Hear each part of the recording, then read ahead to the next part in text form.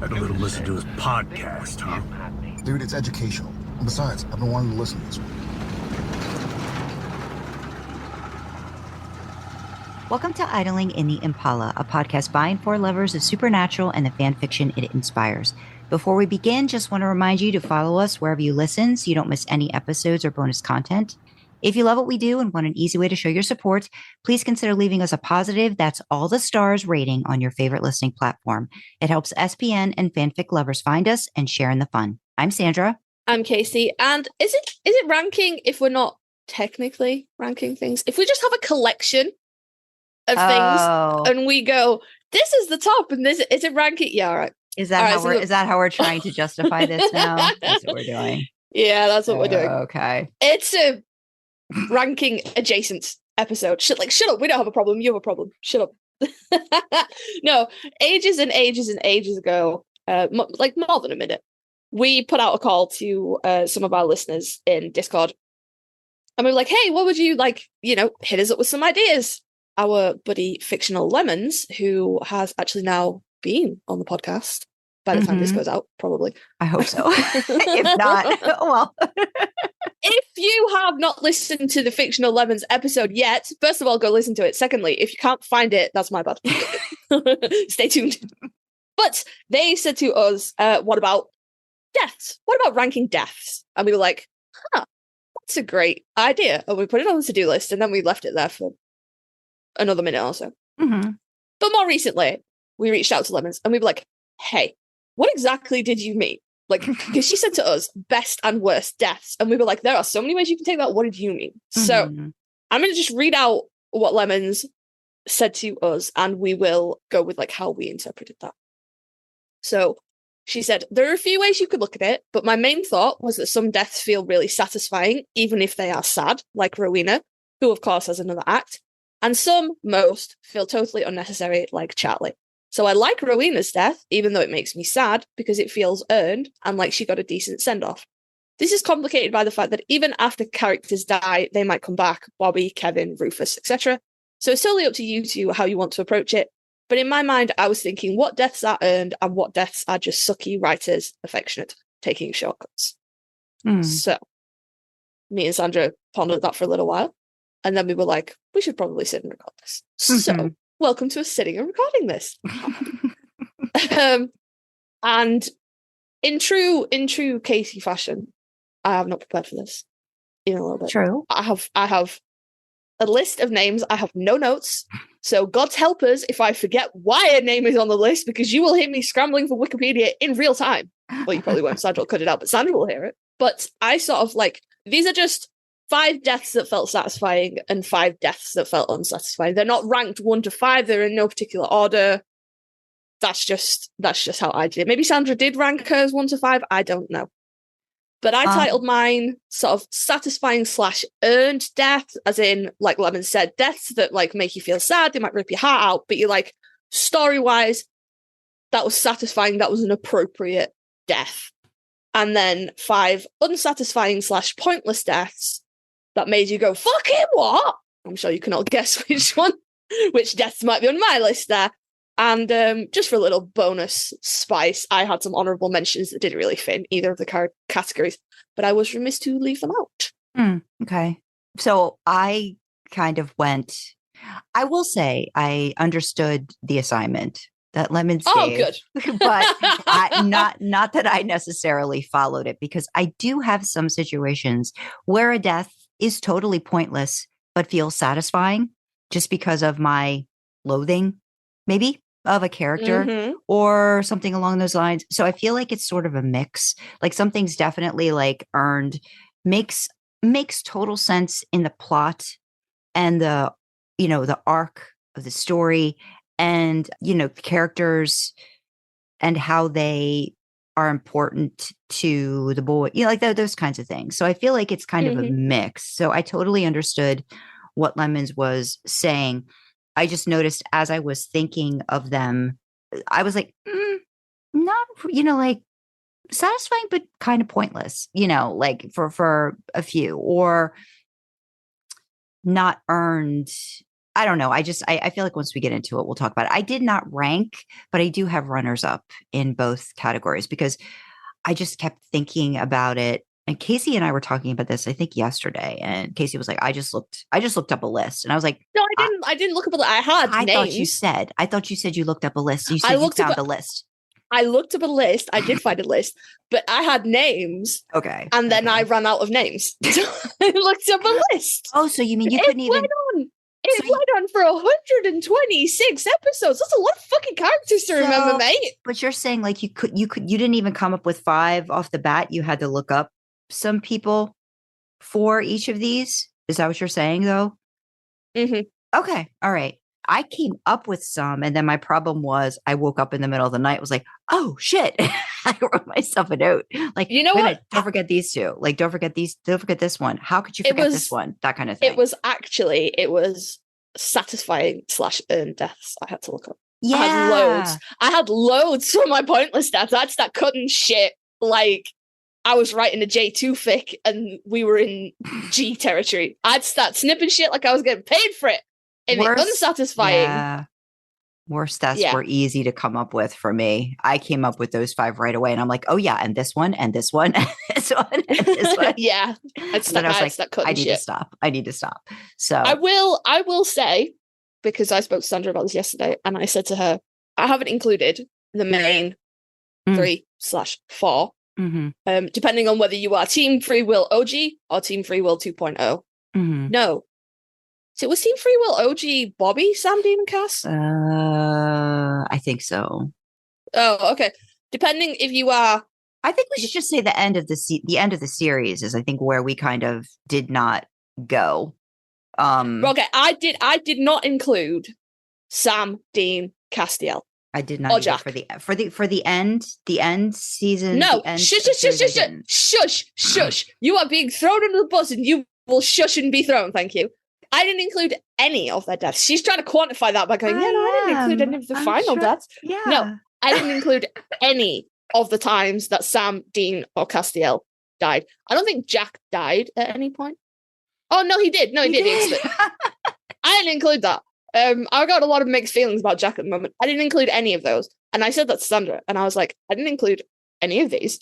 And she went, I did.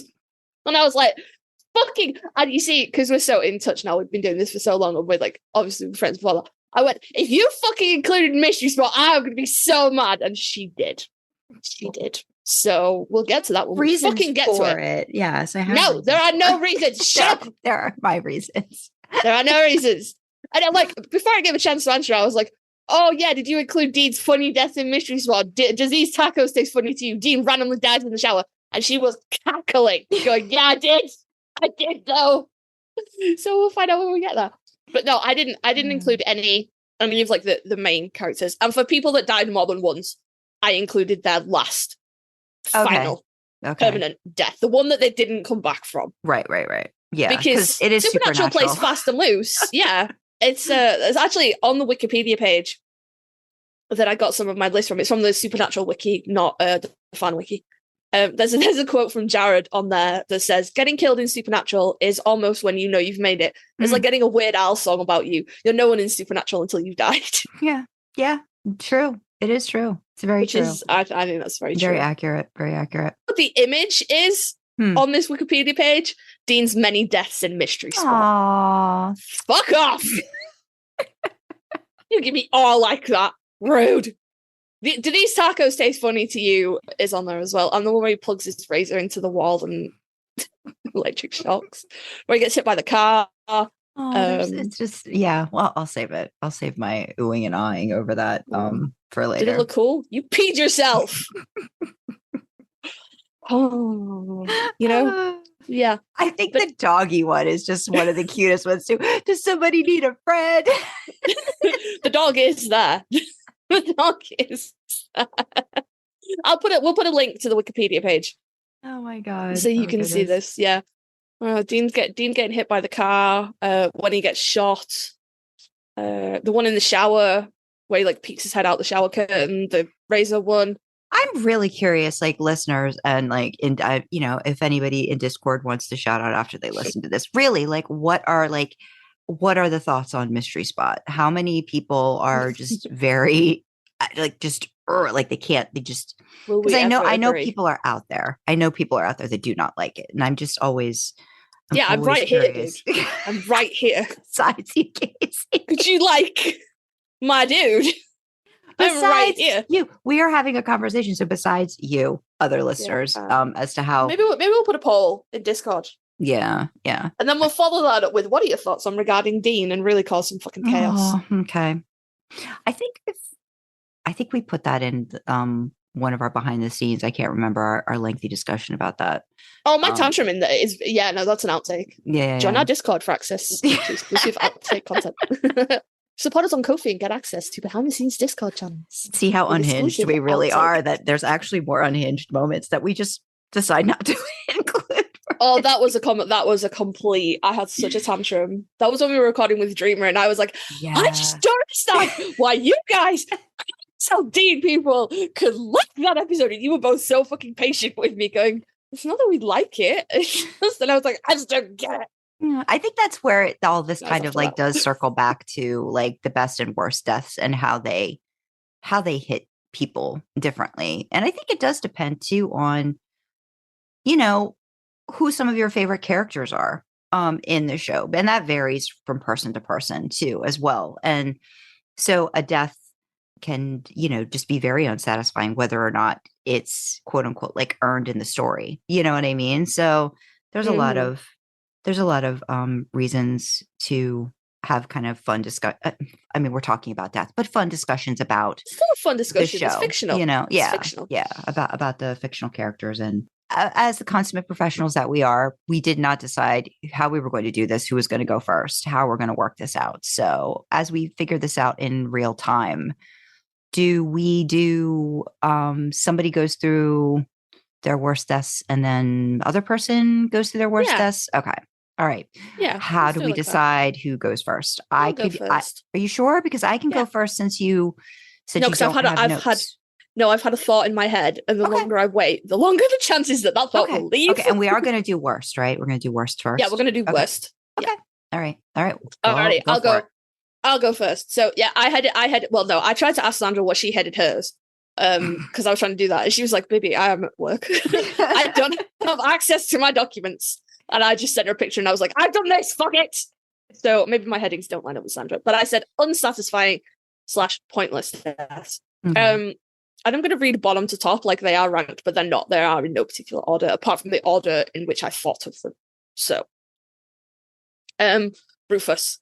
Rufus is my first, fifth, whichever. Unsatisfying. I don't want to say it was necessarily pointless, but it felt very unsatisfying. It felt, I will say pointless. I don't feel like it needed to be that way. Mm-hmm. I don't know if they killed Rufus off because the actor had some other shit that he had to go and get on with and couldn't commit to being a guest star on Supernatural anymore, or I don't know. But I didn't like it. It felt very, it was mean. I didn't like that. I didn't, and I didn't like the fact that Rufus and Bobby had been able to put behind them Omaha or ignore Omaha for so long, and then whoop, all of a sudden, well, now we're getting wild with the shotguns. Isn't that a signal, though? Something bad's going to happen. That just seems like such a looking back at it now, it's so obvious when somebody's going to go. Sometimes it's like, man, there we go. This isn't going to end well. So yeah. Next up is Pamela, for very similar reasons. It just felt like they needed something shocking. And it was, I liked Pamela. It wasn't necessary. I liked Pamela. She didn't deserve that. She deserved better than that. I mean, for all her handsy, stop that, ways, when she kept her hands to her goddamn self, she was a delight.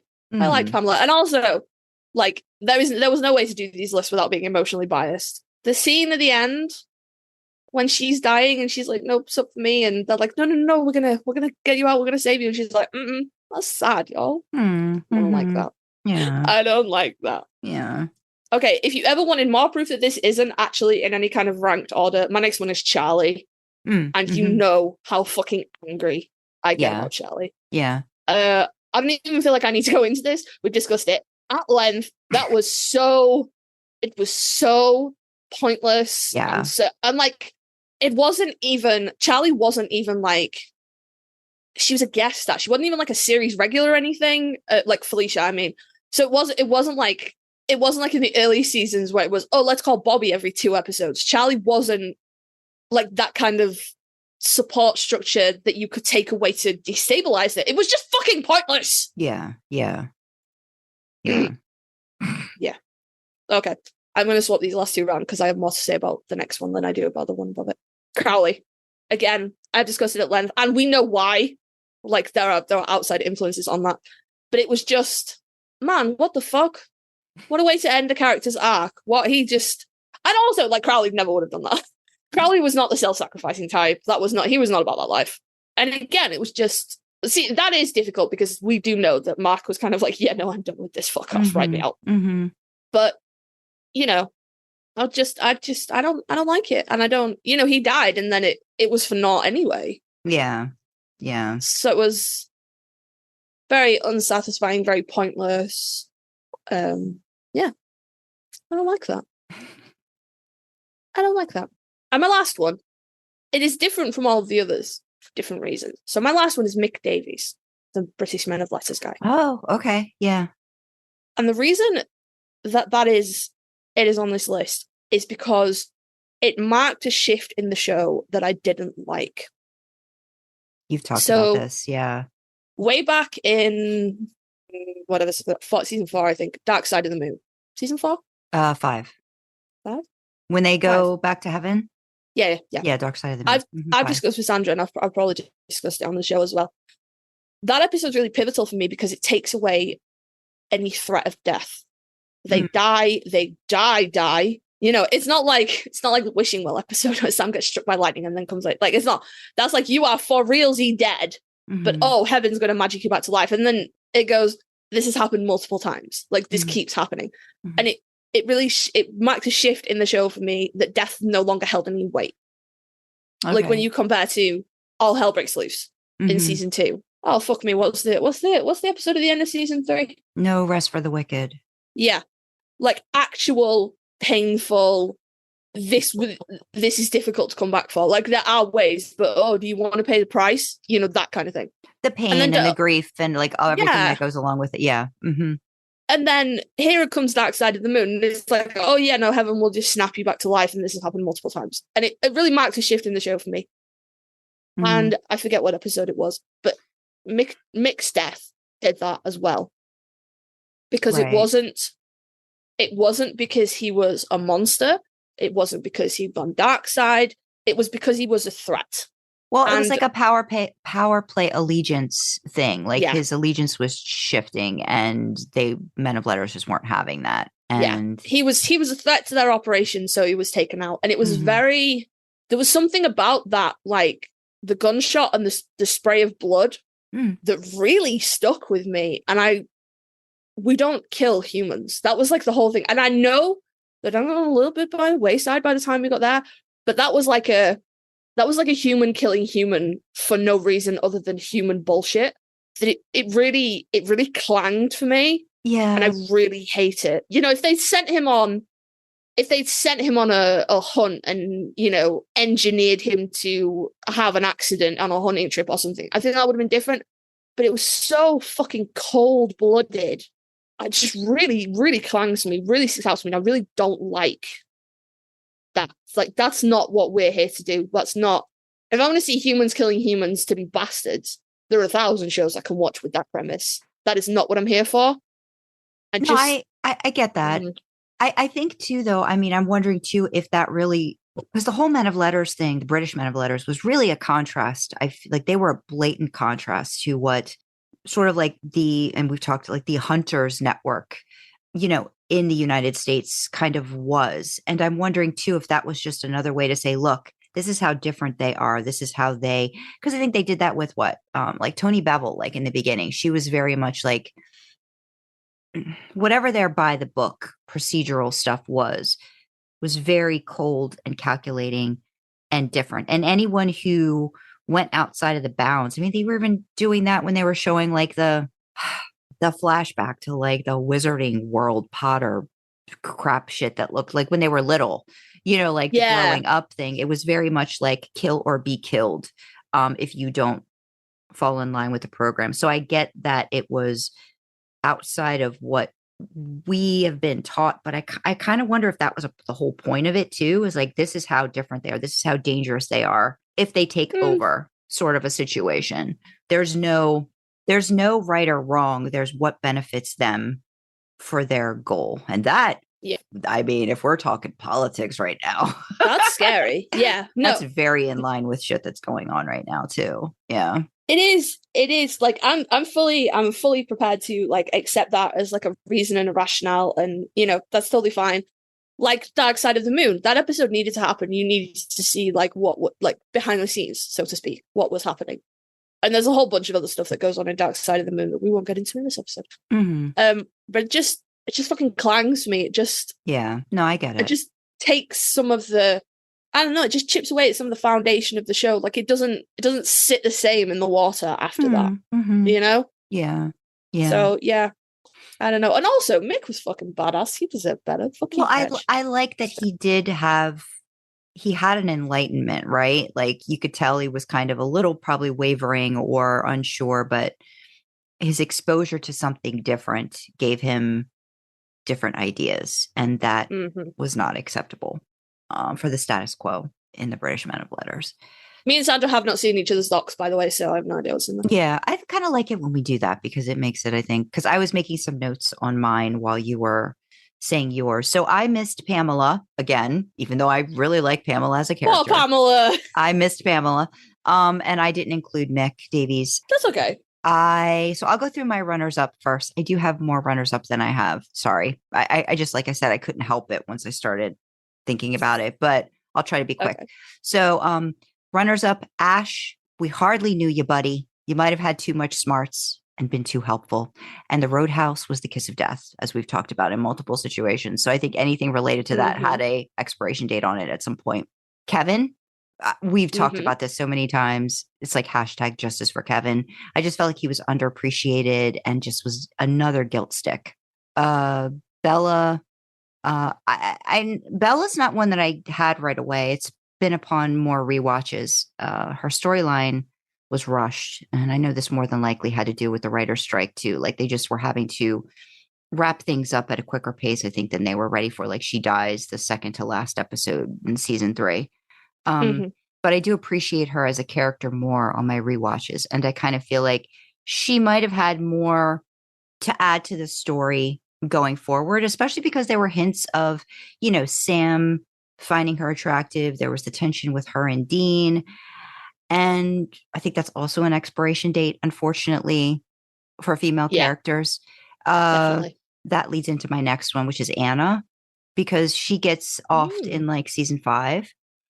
And knowing more about the backstory of what they might have done with Anna in season 4 and then how that changed, I just wrote like, let's get rid of the potential female angel love interest for Dean. Like, let's get rid of that. So she was kind of like out, I think. Dean was just a dick of death. Yeah, kind of. Yeah. I know Sam has one, but like maybe a little bit for Dean as well. Yeah. The Dean Winchester angel dick of death. Let's clarify. So my next one is Frank, Crazy Frank in season 7, because I loved his character. He was so kooky from the very first introduction. He was unhinged.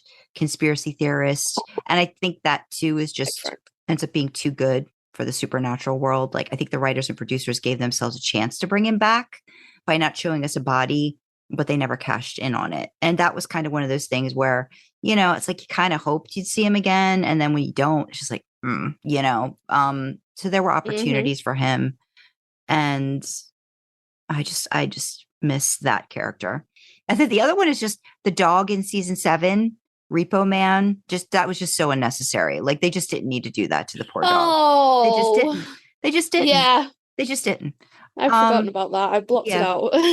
Yeah, I can't. Every time I get to that, I'm just like, it just upsets me. The little yelp. No. Yes. So my actual like 5 worst. 3 of ours overlap. So Charlie. Okay. Yep. Hate this. Fans hated this. Actors hated this. We've ranked her death episode as one of the worst, I think, on both of ours for the same reason. Crowley, for one of the best characters ever introduced, he went out with a whimper in season 12. I've heard some people say that the sacrifice was a character arc. I think that is kind of a stretch. But it also, I always wonder, being that he is Rowena's son, was there an end game for him that maybe just didn't pan out, or that we just never got a chance to see, like with him doing that? But the thing about that was Rowena was still human. Yeah. When she sacrificed herself. Crowley was already a demon. There was nowhere for him to go. Well, still, you just I don't know. I never know with Crowley and his loopholes. You know what I mean? You never know if maybe he put something in his damn contract. like that time when he faked his death and he went into a rat. Yeah. Or or even the bones thing was there's just so many things about him that I would never underestimate that he would have. You could never be sure that he was. And he is Rowena's son, and him having a backup on his backup does make sense. Yeah, I get that. But I know. But just in my mind, I was it's supernatural. There could have always been some way for Crowley to have come back. I refuse to believe that he would. Yeah, he's back. Crowley's Crowley asterisk. We understand this was real world, not canon. Mm-hmm. You can't just be yes, I get maybe because it happened in Apocalypse World, it doesn't count. You never know. Yeah, just never know. Yeah, exactly. You just never know with him. But yeah, too many other storylines I think overshadowed his loss at the time too. So that's just a very bitter take away from the story and the show that I'll always be upset about that. Deserved better. Yeah. My other overlap was Rufus. He shouldn't have been so expendable. And we were robbed of a lot of Bobby Rufus moments. I mean, I'm glad they found a way to bring him back, I think, for a couple more episodes, kind of postmortem, that kind of thing. But it still wasn't. Death Star was great. Death Star I wanted to see more of that. Yeah. And I really love the one in, I think it's season 12, Safe House, where they do they bring Bobby and Rufus back. The mirror one. Yeah. that one's a favorite. I would have I know there were a couple of supernatural spin-offs that, they did backdoor pilots for that never went anywhere. But I would have watched Grumpy Old Men Hunters. Rufus and Bobby. I would have watched Wayward Sisters. I don't know why that didn't get picked up. But I definitely would have, man, Rufus deserved better. You deserve better. And I think it's a shame too, because like I said, they just started to really build on their relationship, really, I think in season 6, in the beginning with Weekend at Bobby's and stuff. And you started to see more of him. And it was too soon. I'm down. I am down for any character that when a door is opened starts with Bobby, you have to help me bury a body. Yeah. Yeah. Yeah. Rufus is my dude. Yeah. Yeah. Fucking give me a minute, I'll get a shovel. Yeah. Yeah. I miss Rufus. So hashtag justice for Rufus. My other one was Death.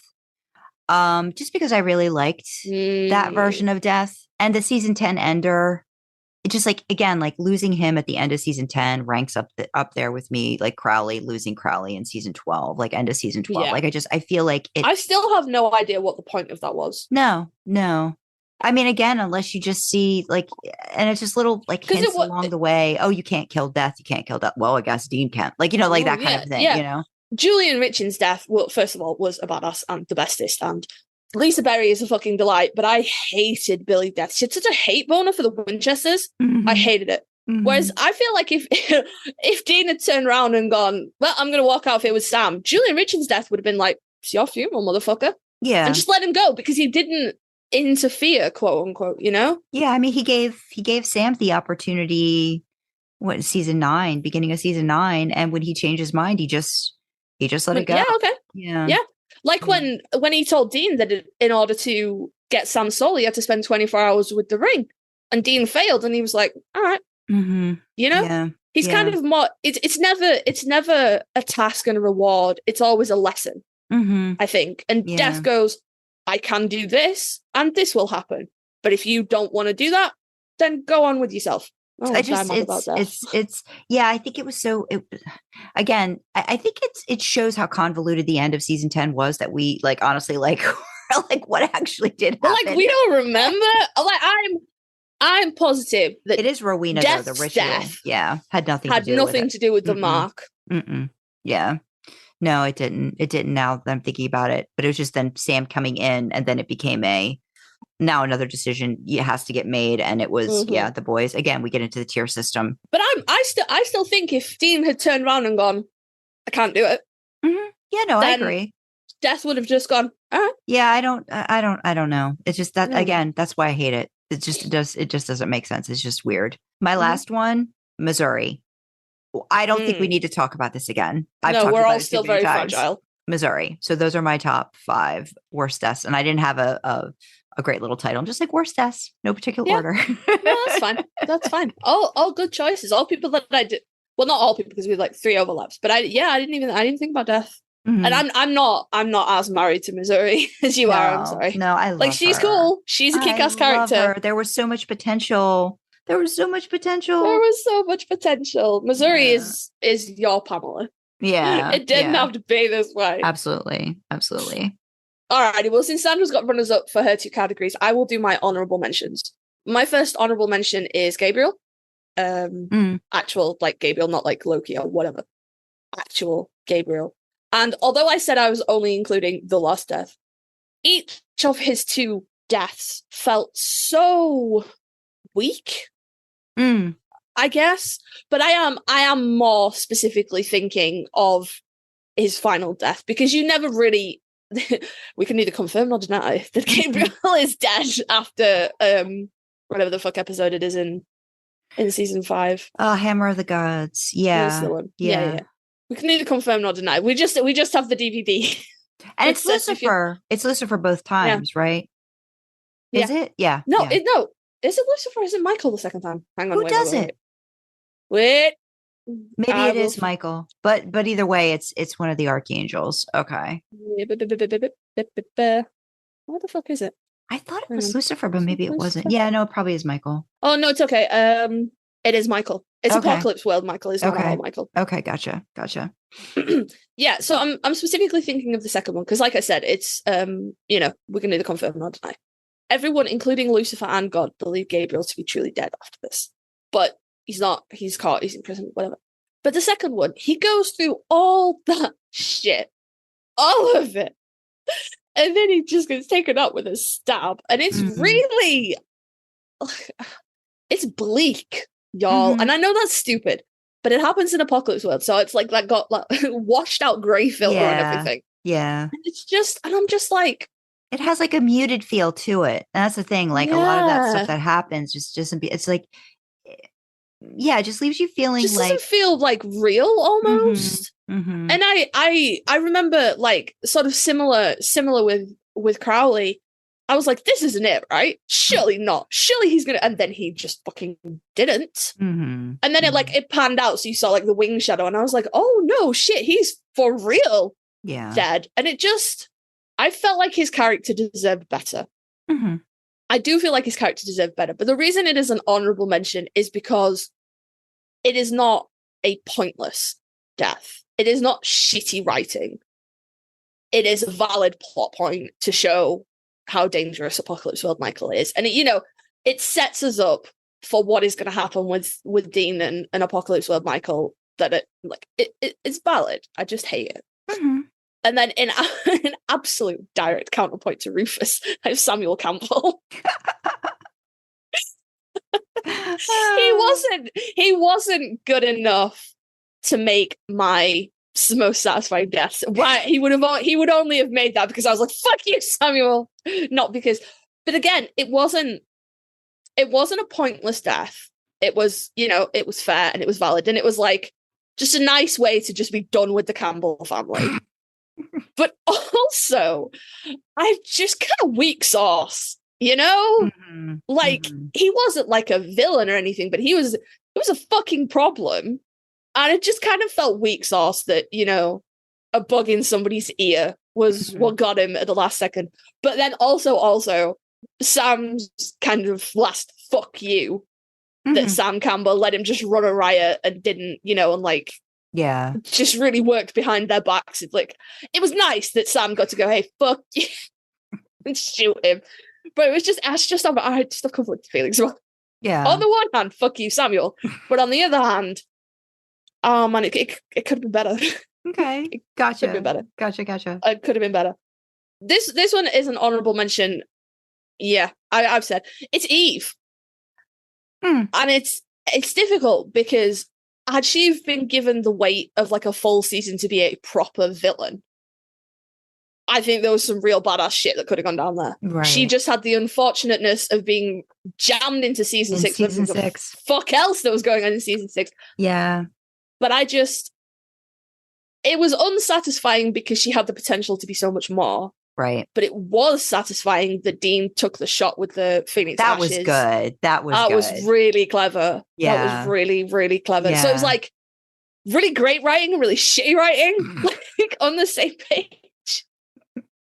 Well, it was like, But for the moment, it was a great death, but for the overall plot in the whole damn season, like you said, stuffing all of that in there, it makes you forget. Too much. It's like, wait, what season did that happen? Yeah. When you keep going and you're like, wait, all of this stuff happened in season 6, like there's a problem there. Like that's too much. It's too much plot. You could have got 3 whole seasons out of what happened in season argue 6. 4. Well, yeah, maybe.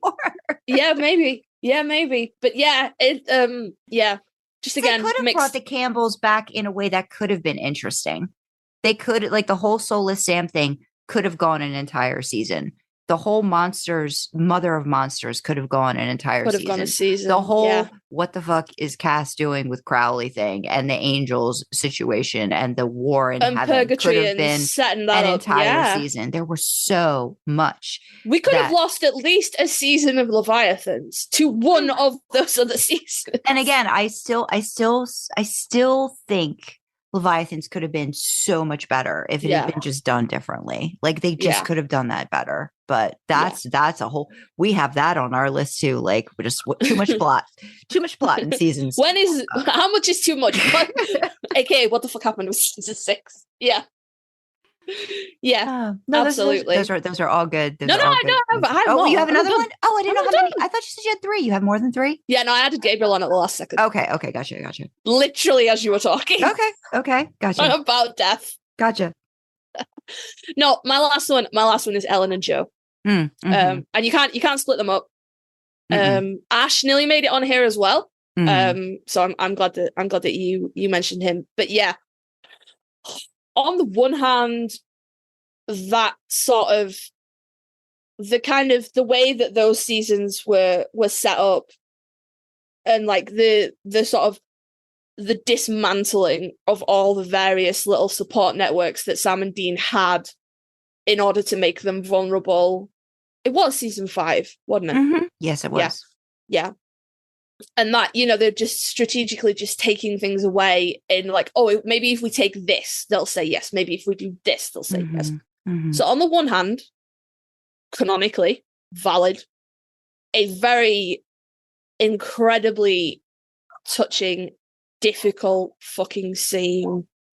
Yeah. And yet, again, shows that Dean will put anybody before his brother. Dean will put anybody after his brother. He'll put Sam first because, they told him to go and he went, yeah, all right. There wasn't even a no, we can fight this. We'll get her to a hospital, whatever. Or even he didn't even argue with Ellen about Ellen coming. Yeah, he didn't argue with Ellen. Yeah. But that's different. I would argue that was a really difficult one, though. I think that was really a hard one for Dean. Like something that I think you could see, especially like in his like discussion with Bobby over the radio. He was having to put on his soldier face from a lot of other people. Yeah. Bobby was saying it. Ellen was saying it. I think Joe was really hard for him. I really do. I think that one was heart-wrenching for however speculations in whatever way, whether it was because losing a little sister, losing somebody that potentially there could have been more. Like there was just, I think that one really, really hurt him. And I think he would have been willing to fight that one more. But I think Ellen was the decider in that situation, as she should have been, situation in that area. Yeah. Yeah. There was a lot of good, but on the other side of that, I didn't really like the way that they had spent a fair chunk of time like showing Jill fighting to be recognized, fighting to be acknowledged as a, valid hunter under her own stead, and then that is how she goes out. That is But again, yeah, it's difficult it is because difficult. there's honor, there's valor in, being able to say, leave me, I'll cover your back. I get that. But it would just, yeah. I But think then there's something about also, saying, this is how I'm going to go out, that makes it more powerful for her to, but then it and was that yeah. there's a note of like children of the casualties of war Oh yeah, in absolutely. there as well. Absolutely. It's a real complicated Mm-hmm. death, and that's why I couldn't put it in either one, but I couldn't not acknowledge it somewhere. Mm-hmm. I mean, you've talked about this, and I've talked about that before. I can put myself in both Joe and Ellen's shoes, and I Yeah. hate it all the way around. Yeah. Yeah. Awful, Yeah. awful, awful, awful. Yeah. But I couldn't not acknowledge it, Right. So Gotcha. yeah. Well, since I just went, you should probably do your My top runners deaths. up. Yeah, let me do this one. I'm gonna do my runners up for best deaths in no particular order. Runners up. Gordon, way back in season 3. Gordon's a bad guy, but you get how his mission to take vengeance on the things that took his sister, turned her evil, forced him to kill her. I think shows us all the path Dean could have taken with Sam, but didn't. So I think his demise ends up being he's a complicated character, and I think that makes his demise kind of tragic, fitting. But I also love that Sam was the one who got to wrap that wire around his neck and behead him. So I think for some of these deaths, I'm realizing it's kind of how the character goes out that's kind of like makes it a best death for me in some ways. Yeah. One of my runners up then coincides with what you mentioned, Samuel. Just because it's satisfying to get rid of that character, because I was never a fan. I thought, again, I think they could have done more with the whole Campbells in general, but you could have taken Sam, you could have removed Samuel from the plot even earlier, or not even included him. And it wouldn't have taken much away from season 6. It wouldn't have, because there was that whole thing about he was brought back because of Mary. Like that didn't pan out for any reason, like I mean, it was weird. Yeah, so I mean, they could have literally inserted, I think, any other Hunter or another Campbell or something that Soulless Sam could have found. I can go here without Dean, and figure out my path. Like when I come back. I just feel like there could have been more options for that. Or he, just, I don't know. But I was more like satisfied. I was like, thank God. It's just like, okay, he's done. So again, this is not an earned death. That's best. It's just satisfying for me. You've got to help me with this one. Alistair, he did actually die, right? He didn't get sent back to hell. Sam killed him. Yeah? No, he was killed by Sam. Okay. Sam did the freaking mind powers on him. Okay, so then that means I can include him, because I just think it's a great death for no other reason that Sam's a badass doing it. I loved the power of Sam in that moment, and that sort of like, you don't think I can do the thing, but I can.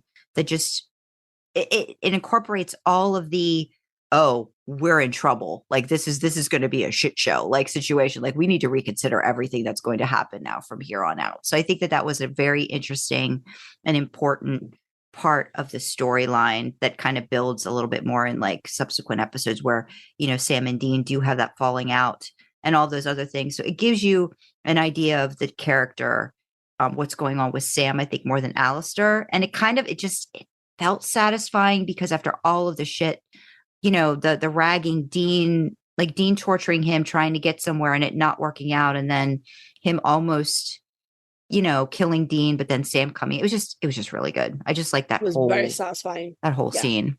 I put Azazel in just because, again, Dean, badass. He got to shoot, he got to kill Azazel. So for me, that was one of the best deaths I've seen in terms of, I think, a vengeance, revenge, getting rid of the thing that took out your mother situation. I liked that part. That's just all Dean. Most of these are Dean. Should call this Dean's best badass moments. The other one, this one I came up with because I was like, it does kind of make sense. Ruby 2.0. So Jen, because I really did like the reveal of Ruby's plotting. the kind of like turn on a dime. Like you knew something was going on. You kind of knew she was using Sam. You didn't know to what end. Like, something. It was a very good plot line. It was good. So like she was just so giddy that she was accomplishing it. She was getting away with it. She'd done it, yeah. But it was then too good to be true. And then again, like, Sam's holding her while Dean's shanking her. And I was just like, is that because it was a badass Dean moment again? A little bit of that. I have to explain why Uncle Jensen killed Mommy. A little bit of that, but also just because I think too, I really did like that. I liked how that character, I thought that was a satisfying end to that character. And it was weirdly earned. Do you know what I mean? Like, yeah, plotting and everything, but then boom, there we go. So yeah, those are my runners up. So okay. Here we go. Best death. I did pick Joe and Ellen. Oh yeah. Oh, my soul. I didn't. It's not that I wanted them to die, but I do think in terms of the writing and the characterization and all of the things, first 5 seasons of Supernatural were really, the more I watch it, they stand head to toe. They're just so much higher than a lot of the other seasons and storylines. And I think bringing these characters in season 2, and unfortunately us not getting to see them enough for a variety of reasons that I think are more behind the scenes and fan related than would like to admit, to me, this was how heroes go out. Kind of like that blaze of glory thing that Sam and Dean always talk about. To me, Joe and Ellen in that moment of taking this on, knowing that they're sacrificing themselves for the greater good, knowing that they've done their part and you've got to do your part now. Almost like handing over the baton to Sam and Dean and being like, look, you got to keep going. You got to keep doing the thing. You got to look out for what the bigger goal is. And I always tear up. I always cry for both of them. Joe's moment and then Ellen's moment. But then Ellen is such a badass, even in her tears, even in her, she's like, I got this. She's like, I've got you. When she calls the name. Yeah. And it's, no. Yeah. Oh! So for me, it's just. Cut this out. For me, it's just the weight of the moment is so very important in the storyline that I feel like it's satisfying and earned, even though you don't want to see them go. You understand why it's happening. Why it is this way. Yeah. So I think that's why. So one kind of out of the blue that I just kind of like, and again, it's a Dean thing, but it's the character I think earns this death. It's Zachariah. Yeah. He's so smarmy. He's so unrepentant. He feels like he's got legit grievances, but then he gets taken out by Dean. And in such an interesting really satisfying way, as well. It's so satisfying, especially like when you think Dean's got no other choice and he says, yeah, Michael can come, and like take this meat. So he's like, but I have a condition. And he like winks at Sam and you're just like, yes, bring this on. And it's just like, yeah.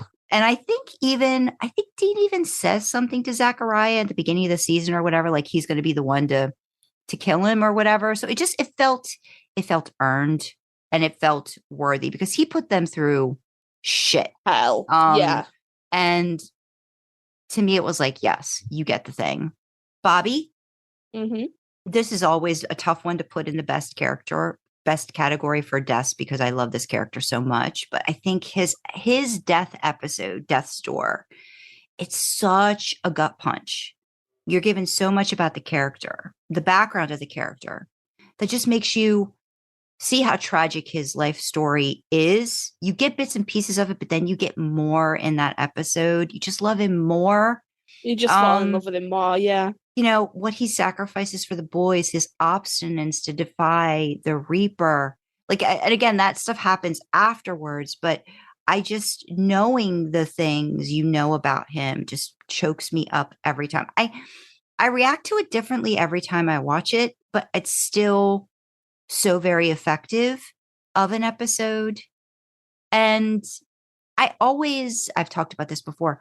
I think I relate to Bobby because he's made choices. Not that I've had to do the things he's had to do as a child, but he's made choices to not be a parent that are kind of similar to my reasoning for not being a parent. but yet he still falls into this role of parenting by accident.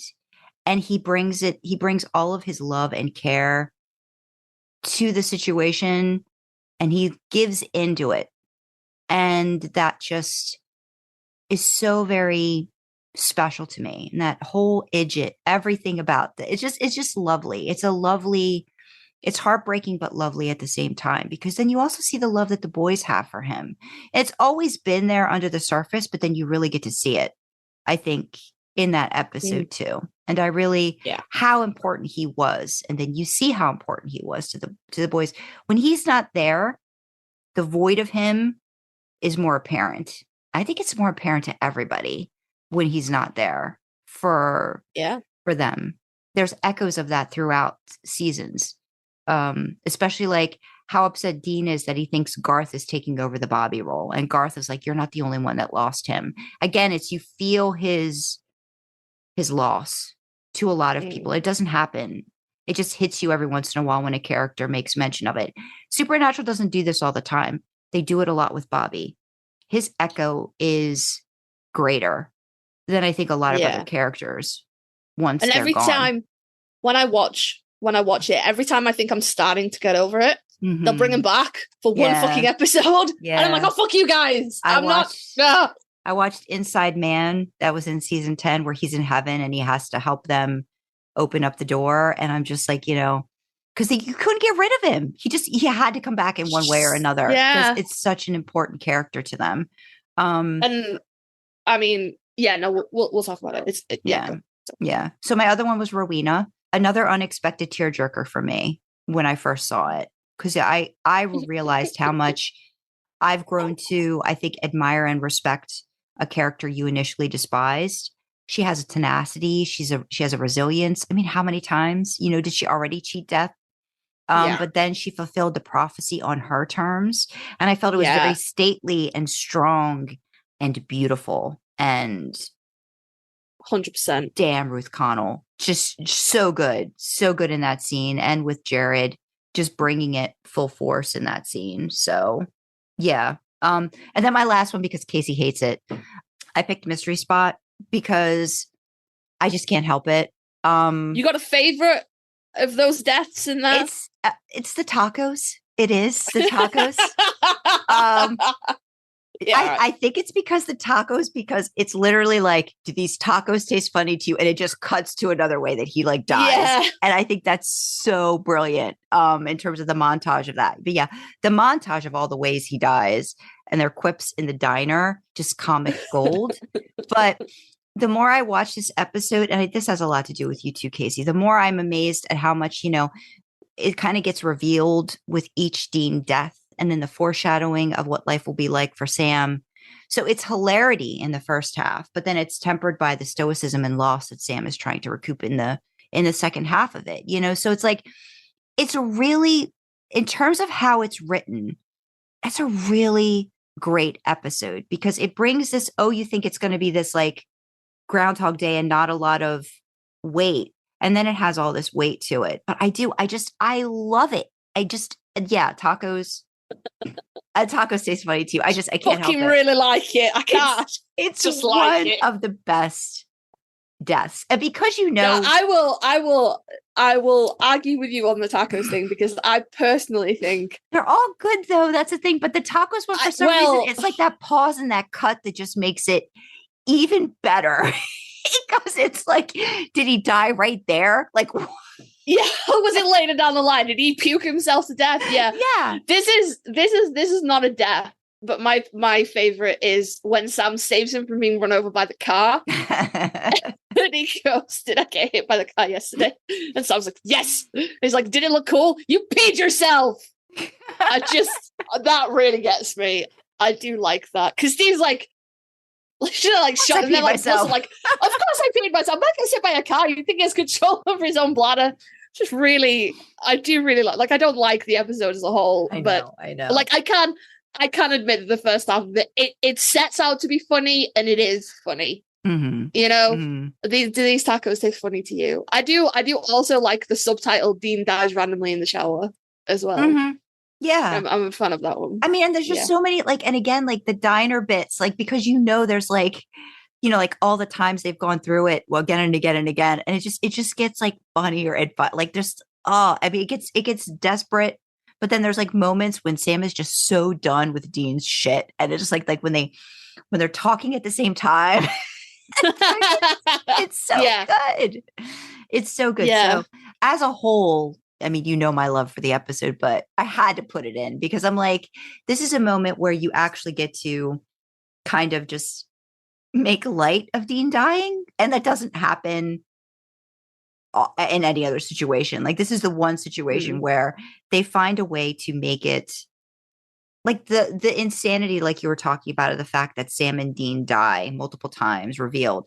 And my thing is, sorry, I'm going back, but season 5, like Dark Side of the Moon, you're getting the feeling that they've died multiple times together that you're never seen. And that's, again, like, this is why I think people just can go crazy when it comes to fan fiction, because it opens doors to anything could happen on this show. And Mystery Spot is one of those examples of it, that they just they went balls to the wall with that, like on both sides of the first half and then the second half of it. Yeah. So those are mine. I'm sorry. I just could not. I was like, Casey's gonna hate this, but I can't. It's one of the best deaths. It is. Honestly, the fact that when I asked you yesterday and you were cackling, going, yes, like, that made it up for me. If you'd have sprung it on me here now today, I might have been more like, I can't believe she does this to me. But I was waiting for you to actually like say it. I'm like, they're gonna say it. They're gonna say it. They know that there's no way I didn't. So just absolute unmitigated glee. Yeah. They're like, yes, I did though. Yeah. Oh god. All good. Well, apart from the last one, all good choices. All good choices. To the surprise of everybody, I'm sure, Sam getting struck by lightning in the Wishing Well episode didn't make my top 5 deaths. I know you're all very surprised. But yeah, and I just don't think my sole character dying is particularly funny, but different stroke for different folks, isn't it? Gosh, wouldn't it be boring if we were all the same? Anyway, moving on. My satisfying top deaths, whatever you want to call it. So there is some overlap, obviously. So I go Zachariah. Oh, just with the fucking thing. The thing through the mouth, and he's like slumped on the floor with the wing shots. Just really that fucking shot good. Is really good, just in general. Like the way that was filmed, and like, the cinematography just in that moment, I think is really, really great. Yeah, really, really satisfying. Fuck you, death. Yeah. So this was going to be interesting. My next one is Bella. Okay. And I know she was a runner-up for my worst. Yeah. No, I liked Bella's death because there was like cosmic justice in it. Yeah. She sold us all, and she had money and she had this, and oh my god, isn't her life just the fucking best though? But it all means nothing. Right. Yeah. There's some justice, some karma in that you can be a shitty person and do shitty things. Yeah. And you'll have a good time for a while, but we all die in the end. Yeah. Like some kind of like real world, fuck you, Jeff Bezos kind of thing. Like, yeah, you might own like all of the money ever, but you're going to end up in the same 6 foot the rest of us end up in. Great. Yeah. It's just satisfying to me. I get that. Yeah. And also, like, she was a bitch.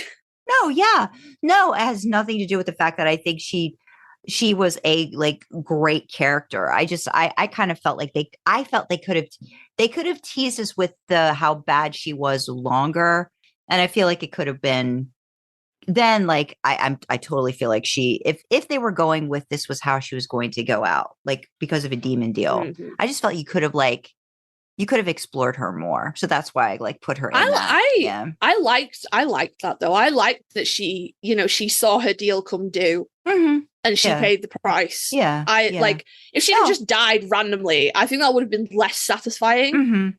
Because you could like, I liked when it was winding up to that, and you could really feel the fear. Yeah. That, like, what she'd done was actually sort of like registering on her. Yeah, she'd had 9 3/4 years of living the good life, but you got to pay the piper, man. It all comes due in the end. I think the character, I think the actress just did a really great, I think that was it too. Like, I kind of wanted to see more of her, you know? Yeah. Fully agree with that. Fully do. And also, she is the result of a lot of really funny parts. When she steals Dean's scratch cards. Mm-hmm. Yeah. And you just get that little glimpse of Jared just losing his shit, and it makes it into the episode. Yeah. Son of a bitch. That's good. Yeah. All right, my next one. Weird that this hasn't come up with you, actually. I'm interested. I could have totally forgotten because it's been 15 seasons. So yeah, hit me. John. As best death? Uh-huh. Satisfying, earned death. I think I just block him out. That's so valid. That's valid. I'm going to apologize in advance to our John sympathizers or John appreciatives or John lovers or however you choose to identify yourself. AJ 1776. I know John is your guy, and that's totally cool. You know, I'm not here to be like, haha, he's a fucker, and here's why. Like, I am a little bit, but you know, like, I'm not like this is not a declaration of war. Okay, like, I get it, and you both make valid points, and everyone else out there that appreciates John, y'all make valid points. But man, fuck John Winchester. Fuck him.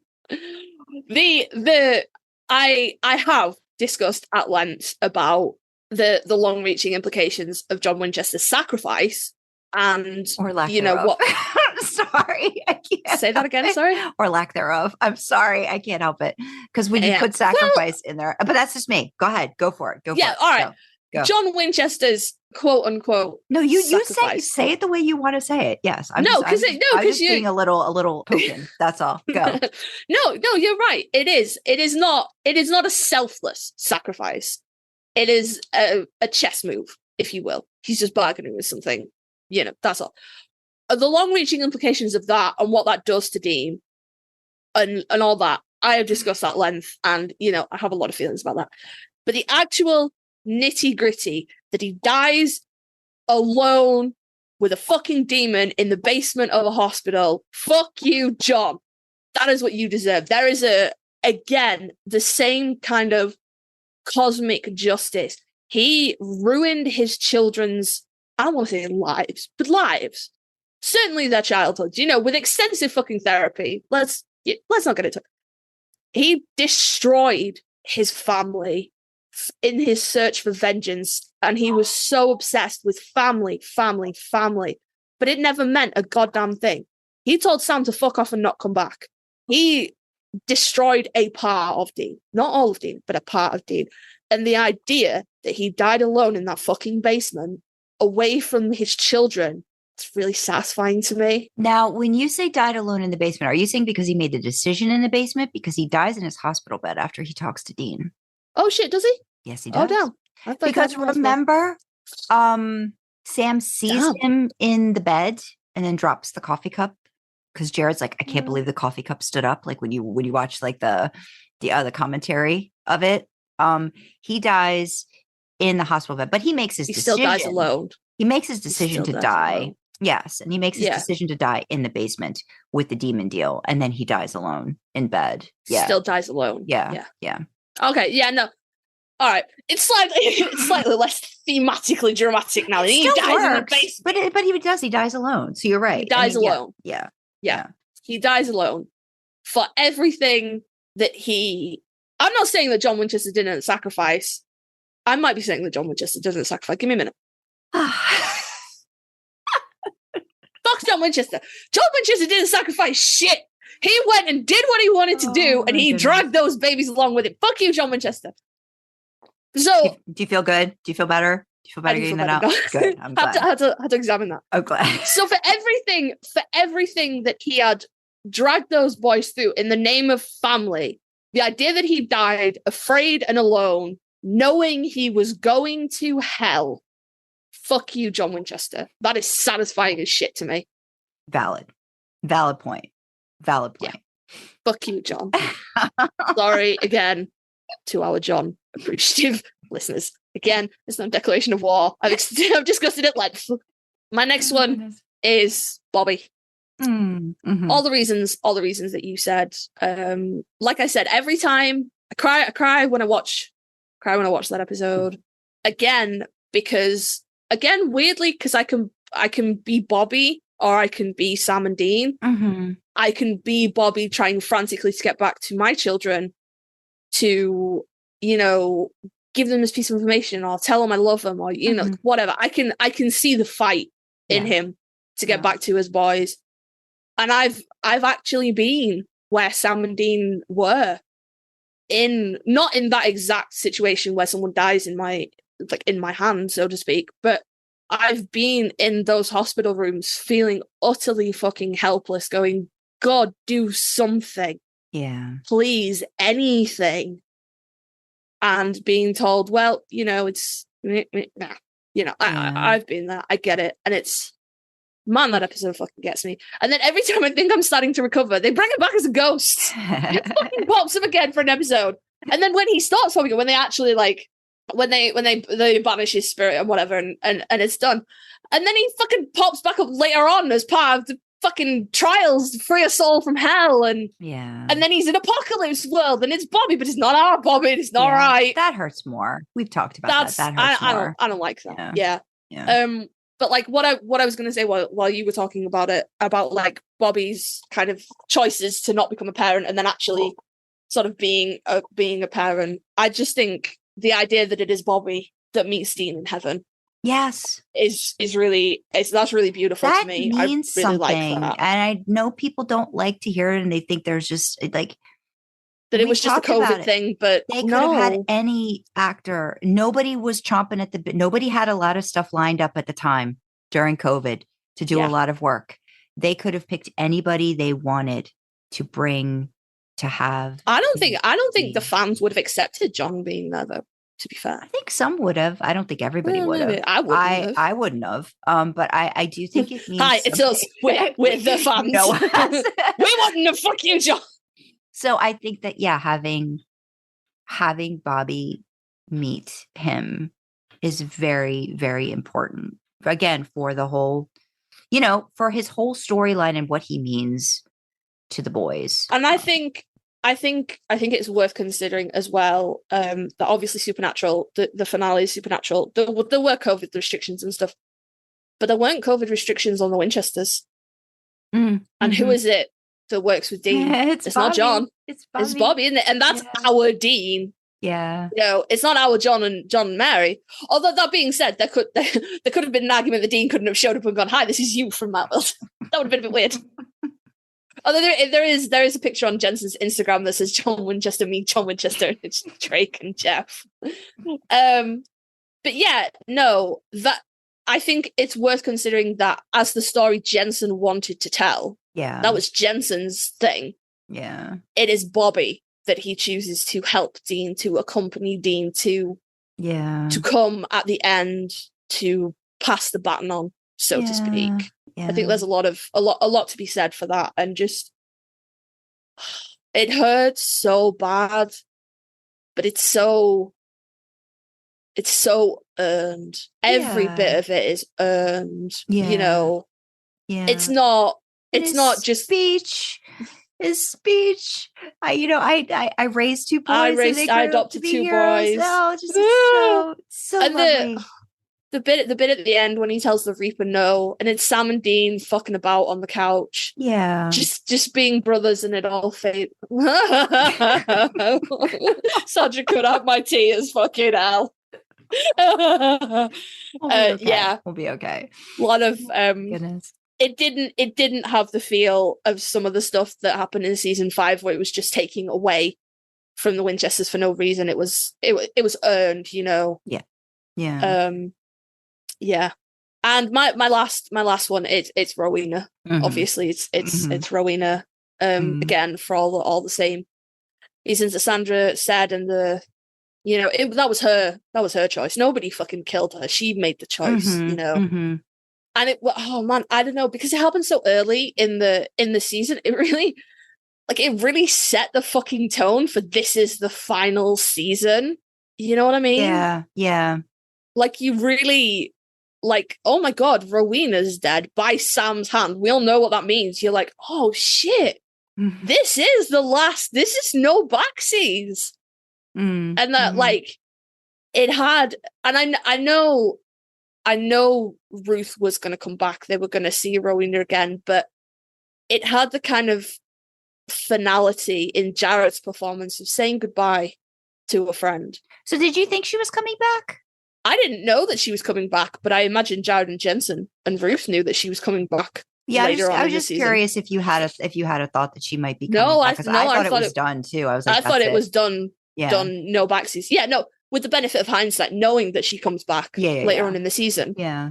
Or like, with the benefit of hindsight, I know that this happens, but at the time of watching it, I could see there was Jared saying goodbye to a friend in that scene. You know, and whether that was intentional or not, or whether that's just what I see it as, because at the time I didn't know. But there was very, you know, like, we try not to talk about the finale, but that scene, and that was 50% Sam and Dean and 50% Jared and Jensen saying goodbye. Yeah.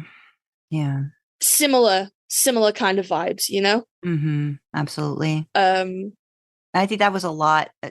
I think season 15 had a lot of those moments, you know, like little bits, like, again, because they kept bringing characters, they kind of were bringing characters back just to say goodbye to them, you know, like that kind of a thing. Or like, you knew that was the last time they were going to share screen time as those characters. So yeah, they all kind of had, I think, a more like a swan song moment, I feel like, in that season too. But we should have known, though, Rowena was going to come back. We just should have known. Like, I mean, the thing was, though, it was really well played. It was the final season, and we were like, oh shit, no backseas. Fuck. Yeah. That was a legitimate surprise. You know what I mean? Like, that was a good surprise. And I mean, in a manner of speaking, it was no backseas. We saw her for a little bit in hell. It wasn't like she came back as like it wasn't like when Bobby came back as a ghost, let's say. It was just a little bit where you were like, oh shit, she and her girl boss arc again. Yeah. This is like her 8th girl boss arc, but now she's the queen of hell. But you knew she was living her afterlife. Her best afterlife. Yeah. So that's what made it, I think, great. Yeah. With, like, I think Bobby, it was like, thinking about it now, like, how long was he in, like, heaven? You know, he was in heaven prison for a while, like, after season 10, you know, and you didn't really put those things together, because you would still see, like, he'd come back as Apocalypse World Bobby, or he came back in that one episode of Safe House, and it kind of, like, you forget that, you know, he was probably suffering, you know, he was having to deal with a lot of stuff in heaven as well that he didn't deserve, you know, because he again did what he needed to do for the boys and made a sacrifice that he was willing to deal with the consequences of it. So yeah, sorry to bring it back to Bobby. I always seem to find a way, but yes, no, Rowena definitely got her. Yeah, but Bobby tragic. Yeah. Bobby tragic in not quite the same way as Rowena, because Bobby was beloved all the time. Yeah. Rowena grew into her beloved status, because when she first came, you were like, fucking what? I hated her. I was like, ew. Yeah. And I mean, I can't say I loved her as a character completely, but I grew to appreciate her and her strength. Like, that's the thing. Like, you know, you can't necessarily say, oh, I love her. Like, I love Ruth Connell's portrayal of her, you know, but she has a lot of prickly bits as Rowena that you just like, really? Oh, you're doing that? Okay. Why are you doing that? Why is that happening? That's a choice. Yeah. But I did like that in a show that was so hard bent on sacrifice and family, and I liked the inclusion of a character that was like, nah, fuck you, I'm here for me. Yeah, like, if what I want aligns with what you want, I have to look out for my self-interest, and, you know, unfortunately that makes me vulnerable, you know, like, and I think that is a very different and admirable take, especially for a woman who's been dealing with centuries of, you know, this. So I get it. Yeah, I definitely get it. Yeah, absolutely. Yeah. Absolutely. So that rounds out mine. I would actually like, this is not anything, but I got the list open. So Kevin. Let me find Kevin. Kevin gets his own little section. Hang on. Kevin's not on the list. Kevin. Okay. So we find out at the start of season 15 that Kevin is released as one of Hell's ghosts. Mhm. Kevin reveals that God lied and instead condemned his soul to hell. Mhm. With Belphegor revealing that a soul can never go to heaven once it has been condemned to hell, Kevin chooses to wander the earth as an untethered ghost, risking going insane over an eternity of torture in hell. I wonder if Jack fixed that. I would think so. I would hope so. I would hope so. Like that's not a dangling participle you don't want to take care of. Like, come on now. Like, you know, it was never clarified. Like, I think we've made assumptions based on, but like we don't know. When That's Chuck clicked everyone out of existence, know. like, yeah. What about, you know, what about Jody? What about Donna? What about all the people that are still alive? We don't know. So let's just let's just hope Jack did the right thing and fixed Chuck's fuck ups or intentional I'm going to fuck with these people situation. I would think he would have. I would hope he would have. Let's put it that way. Yeah, he would have had enough people going, oh, by the way, or okay, that's saying a lot because Sam and Dean also like forget about Adam for quite a while. So not Sam and Dean, but maybe Adam comes back to life. It's on this list. Hang on. No. I know that, but I'm saying how long they just forgot about like, we're not going to worry about Adam, even though like he's still in the cage kind of a situation, like that kind of you're not reminded of the character until somebody points that out to you. Sam and Dean are they're not the best ones. Even Cass probably would have been like, oh, you know what? Don't forget about Kevin. We need to bring Kevin. Like I feel like Cass. I feel like there's a habit of all knowing this. There's omnipotence of God. No. The Wikipedia page, which I will link in the description, it says that Michael reveals that Adam died once again. Poor Adam, man. Mm-hmm. Fucking, he's been through some shit, that boy. Mm-hmm. Died once again when God erased every living thing from existence, although the Archangel continues to use Adam's body as his vessel until Michael's own death. Mm-hmm. As Jack reversed God's erasure of every living thing, Adam would have been restored once again, though this time without Michael in his body for the first time in 10 years. So I would hope that God has magical therapy powers. Yeah. that Adam can live a normal life. Because that episode where they brought him back, he was he was fucked. Yeah, he was not all right, bless him. But I just just with us talking about Kevin and stuff, I was like, I hope that Jack, yeah, he was one of the ones too, right. like they brought back in 15, and like you're just like, this is what you're gonna do with him, like, you know, like what else could they do with him? I know, but still, then just don't it's like another knife twist for him, like, you know, like he's got to make this horrible decision, like neither option is a good option, right? And he still has to take like the least shitty option, and it's just like, it's just not fair. That's all. It's just an unfair situation. No, I agree. Yeah. I agree. But yeah, that's well, that was interesting. That was actually fun. I was wondering how this one was going to go, but so I lots of interesting like insights about like what qualifies as worst and best and satisfying, unearned, pointless, all the things. Vindicated. I would be interested. John Winchester. Bella Talbot. Mostly John. I'd be interested, and I hope we get some responses back about like best and worst, and what people think of our rankings and things like that. So that should be interesting. It should be interesting. Any final thoughts before we wrap up this episode? No, it was it's interesting that we had overlap in like this is another your bottom is my top. Another where we, you know, again, we're all reading from the same song sheet, but it sounds so wildly different. Mm-hmm. Mm-hmm. It was good though. Thank you very much, Fictional Lemons, for the suggestion. Yeah, we are eternally grateful. We're sorry that it took us so long to get. No, and we're open to suggestions. Just know that, like, you know, your suggestions will be put into a long list of suggestions, and if we ever feel like, you know, we should probably do this, then there's always a possibility that, you know, we do the thing. So Suggestions are appreciated. But let's Very wrap up much this so. episode because we have another recording to do soon. So we Dun, dun, want dun. to thank you for listening and let us know what you thought of the episode. You can email us at idlingintheimpala@gmail.com. Comment on Spotify in the Q&A section. Leave a YouTube comment. Join our Discord and chat with fellow idlers and us in real time. Check out our merch store, which is another fun way to show your support. You can find details for everything on our website, idlingintheimpala.com. Want to fuel our supernatural road trip? Consider joining us on Ko-fi for as little as $1 a month. We have perks to go along with different membership tiers and would love to have you along for the ride. Don't forget, you can always support us for free by liking, commenting, subscribing on YouTube, and following, rating, sharing on audio platforms. Engagement like that really helps us with the algorithms. All hail their benevolence. As always, we have the causes we support in the description. So from me, you have LGBTQ plus talking charities, and from Sandra, you have mental health charities. And also in the description, as always, the main causes that we are championing, highlighting, spotlighting, any other adjective that means to draw attention to is World Central Kitchen and Doctors Without Borders. Both of these charities are on the ground working in the Ukraine to help those still infected by Russia's unlawful invasion of the Ukraine, and in Gaza, which is in the crossfire of the war between Israel and Hamas. This is not political. Doesn't matter which side of these issues you stand on, we are coming from a purely humanitarian view here.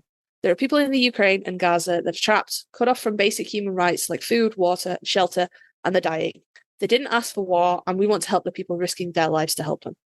If you cannot or do not want to donate financially, that is absolutely fine. Just sharing links around social media helps massively to keep these issues in the public eye and get people in need all the help that we can.